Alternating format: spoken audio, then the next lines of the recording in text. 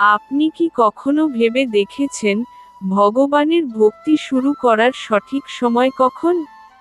অনেকেই ভাবেন, এখন দেরি আছে, পরে শুরু করব। কিন্তু আমরা কতদিন বাঁচব, কেউ তা বলতে পারবে না। আমরা সবাই ভগবানের ঘরের ভাড়াটে। এই ঘরের মালিকের কোনো চুক্তি নেই, মধ্যরাতে তিনি চাইলে আমাদের বের করে দিতে পারেন। আজকের ভিডিওতে আমরা দেখব কেন ছোটবেলা থেকেই ভক্তি করা অত্যন্ত গুরুত্বপূর্ণ। শৈশব, যৌবন এবং বৃদ্ধ বয়সে ভক্তির তুলনা করব, এবং জানব কিভাবে ছোটবেলা থেকেই ভগবানের নাম স্মরণ আমাদের জীবন আলোকিত করে। শৈশবের ভক্তি ঘিয়ের প্রদীপের মতো। শৈশব হলো শেখার, অভ্যাস গড়ার এবং মননে প্রভাব রাখার সময়। শৈশবের ভক্তি হলো ঘিয়ের প্রদীপের মতো ছোট, সরল কিন্তু স্থায়ী আলো।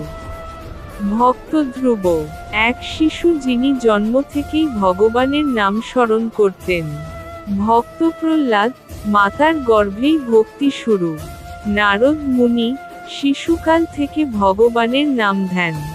দর্শকদের কাছে প্রশ্ন, আপনি কি ছোটবেলায় ভগবানের নাম স্মরণ করতে শুরু করেছিলেন? নাকি পরে? শৈশব থেকেই শুরু করলে অভ্যাস, মন এবং অন্তরের গভীর অংশে ভগবানের প্রেম স্থায়ী হয়। যৌবনের ভক্তি তৈলের প্রদীপের মতো। যৌবন হলো শক্তি, কর্মক্ষমতা এবং সংযোগের সময়।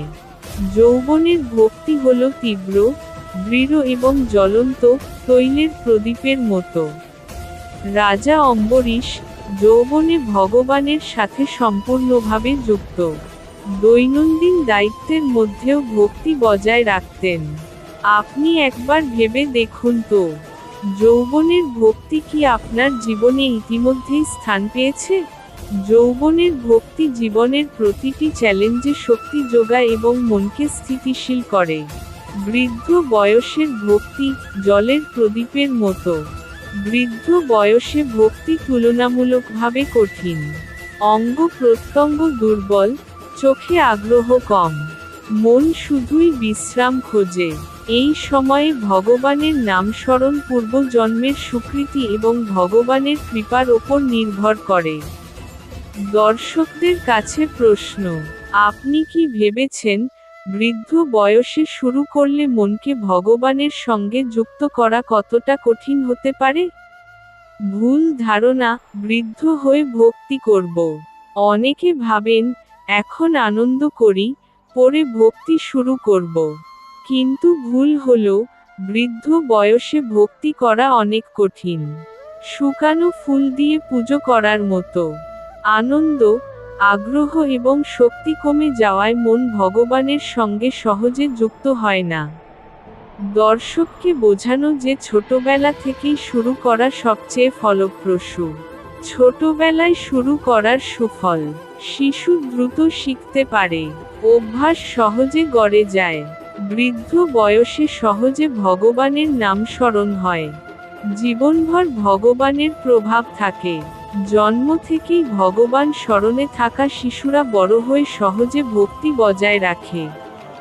দর্শকের কাছে প্রশ্ন, আপনি কি আপনার সন্তানকে ছোটবেলায় ভক্তি শেখাচ্ছেন? ভক্তি কেবল নাম জপ নয়। ভক্তি মানে কেবল নাম ধ্যান নয়।